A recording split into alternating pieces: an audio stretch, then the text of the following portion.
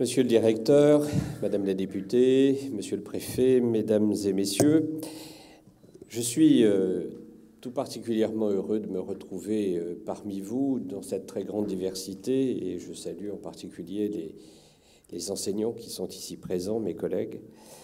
Avant de vous parler un tout petit peu de ce que nous faisons dans l'éducation nationale, je voudrais faire état d'un souvenir qui m'est personnel.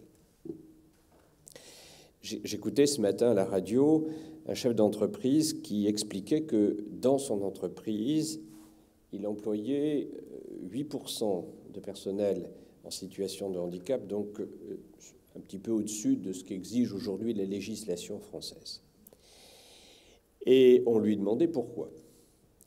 Et il disait, mais en dehors de tous les actes altruistes qui pouvaient le guider, il y avait une donnée en tant que chef d'entreprise, c'est qu'il s'était rendu compte que ces personnels handicapés, je cite ses propos, génèrent une énergie positive bien supérieure aux autres et qui se diffuse dans toute l'entreprise et qui fait qu'il y a un levain supplémentaire dans l'entreprise et qu'au bout du compte, la rentabilité de l'entreprise est supérieure.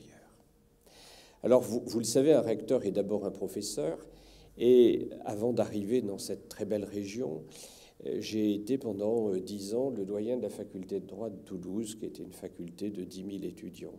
Et nous avions la grande chance d'avoir un service d'accueil des étudiants handicapés de très grande qualité depuis longtemps. Et je m'étais rendu compte d'une chose dans un diplôme de Master 2, 5e année, où il y a une petite sélection. Eh bien, il fallait composer sa promotion pour que tout marche bien. Et parmi les éléments qui dynamise une promotion, c'est la présence d'un étudiant handicapé. Et ça, c'est une démonstration qu'on peut presque scientifiquement établir. Les résultats sont toujours meilleurs, en tout cas, l'ambiance est meilleure. Et un jour, l'un de mes étudiants, qui n'était pas handicapé, avec qui on faisait un petit peu le bilan de l'année, a eu cette formule que je vous livre et qui est riche de sens.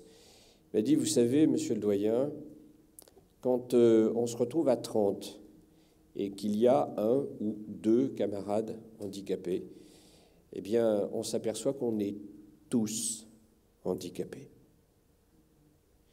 Que lui ou elle souffre d'un handicap peut-être plus visible, plus fort, mais qu'on est tous physiquement handicapés. Regardez, on a commencé par le recteur. Mais qu'on souffre de carences, de limites, et ça nous apprend à aller plus loin. Et je songeais à ce petit témoignage en écoutant ce chef d'entreprise, qui est qu'en réalité, le handicap, pour ceux qui le vivent, peut être une source, le mot veut bien dire ce qu'il veut dire, de limites dans l'activité. Cela peut être conçu comme une sorte de pauvreté. En réalité, c'est une richesse. Et c'est une richesse qu'il faut savoir transmettre aux autres pour montrer leurs propres limites et qu'ils se déplacent eux-mêmes.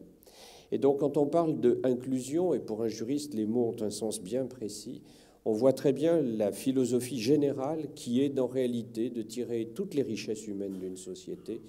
Et comme on vient de l'écouter dans ce film, au bout du parcours, il n'y a que des pilotes. Et bien, au bout du parcours, il n'y a que des êtres humains qui ont des variantes, et de ces variantes, ils tirent leur richesse. Dans l'éducation nationale, c'est exactement la même chose que ce que j'ai pu vivre dans l'enseignement supérieur. Et cela se traduit de la même manière.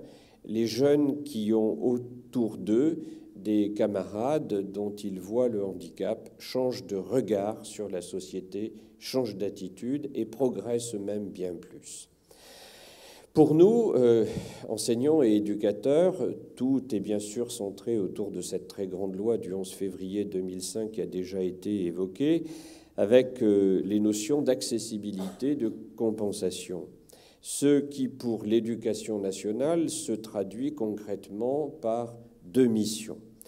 La notion d'accessibilité, c'est l'accessibilité au savoir. Et pour les enfants, les jeunes handicapés, c'est l'adaptation des cursus, des méthodes et des outils d'enseignement.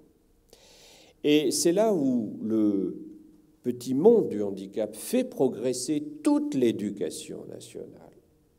Parce que l'éducation nationale, aujourd'hui, n'est pas, nous sommes dans une ancienne caserne, mais n'est pas un régiment en marche où tout le monde doit avancer du même pas et faire la même manœuvre. Ce qui, objectivement, a été peut-être un peu longtemps le cas, et ne jugeons pas nos prédécesseurs, peut-être était-ce à une certaine époque nécessaire à la nation. Aujourd'hui, l'éducation nationale, c'est une grande institution qui n'a jamais autant scolarisé de jeunes sur le territoire français, qui ne sont pas que des petits Français, et qui est là pour faire que chacun développe sa personnalité, ses mérites et ses talents. Et nous faisons désormais, alors c'est l'énorme défi, et il y a ici des chefs d'établissement, peut-être pas tout à fait du sur-mesure, mais en tout cas de l'adaptation très sérieuse, et la notion de parcours individuel est très forte. Et vous voyez que ce sont les élèves handicapés qui nous ont montré qu'il fallait le faire en fait pour tout le monde. Leur parcours, bien sûr, pour eux, doit être un petit peu plus adapté que les autres, mais en réalité, tous les parcours, ou presque, doivent être adaptés. Ça, c'est un premier élément. Deuxième pilier de cette loi, c'est la compensation. C'est-à-dire qu'il faut que pour que l'égalité soit une réalité, qu'il y ait des mesures individuelles, des mesures d'accompagnement scolaire. Et ces mesures n'ont fait que se démultiplier au fil du temps, et cela se traduit par un changement très très profond dans l'éducation nationale. Alors il y a un chiffre que j'aime répéter, parmi d'autres d'ailleurs, parce que c'est vrai que nous sommes dans un pays qui aime parfois un petit peu l'autoflagellation, et puis dans des temps, il faut bien le reconnaître, qui portent à la morosité, même si le printemps vient d'arriver, enfin il était arrivé il y a 1 heure, mais il va peut-être se maintenir. Bien, c'est le nouveau rythme des saisons, monsieur le préfet, après le nouveau rythme du primaire, nous avons le nouveau rythme des saisons. Mais il y a, c'est vrai, une certaine tendance à la morosité. Alors, il y a quand même un chiffre, et vous y serez très sensible, et je vous demande de le retenir, vous l'arrondirez pour vous en souvenir. En 2000, quand même pas bien loin, dans notre académie, 855 élèves handicapés scolarisés. 12 ans plus tard, 2012, rentrée 2012, la dernière rentrée, 8760. C'est-à-dire que, simplifions, en 10 ans, l'Académie de Picardie a multiplié par 10 le nombre d'enfants scolarisés. Alors voilà un très beau succès. J'entends bien que dans l'éducation nationale, tout n'est pas parfait, mais il y a quand même de très belles choses. Donc je vous demande de retenir ce chiffre.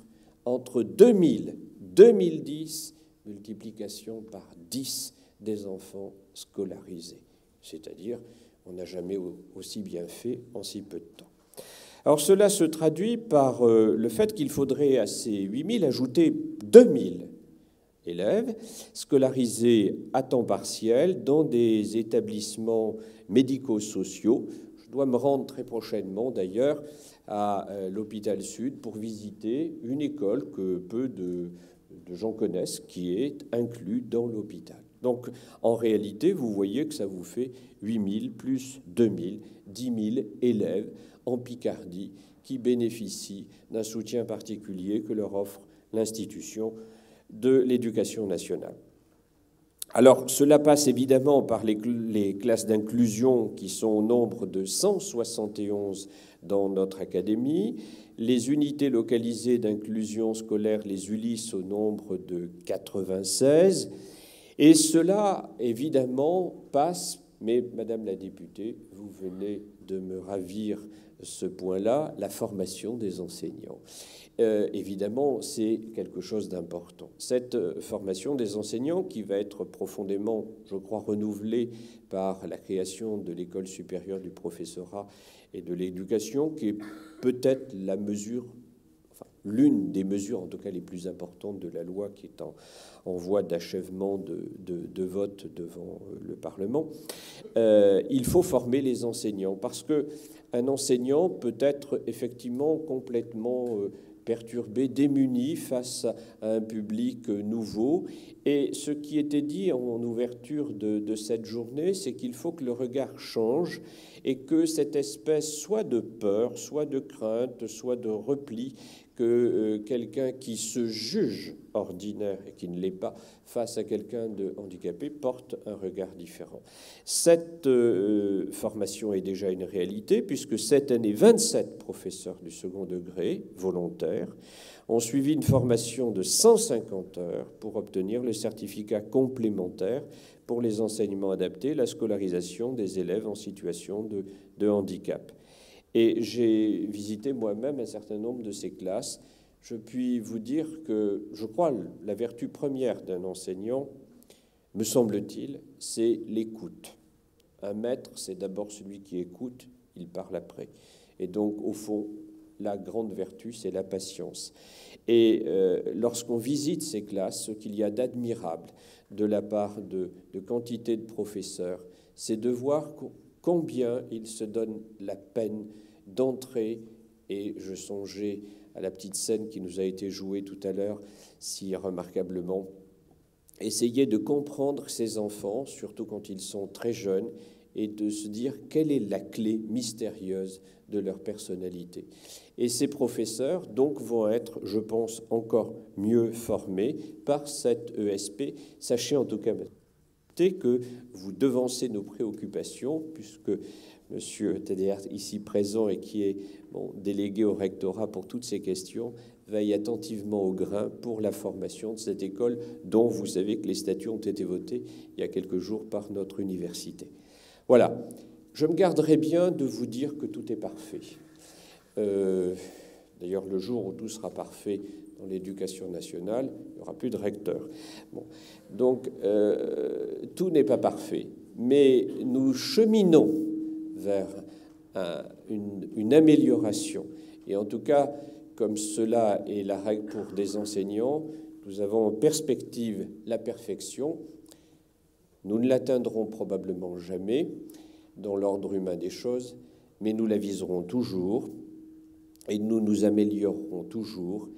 Et vous dire, pour terminer mon propos, qu'aujourd'hui, la façon dont nous regardons ces enfants, c'est que nous devons nous interroger sur nous-mêmes et chercher ce qu'ils nous apportent avant même de se demander ce que nous pouvons leur apporter.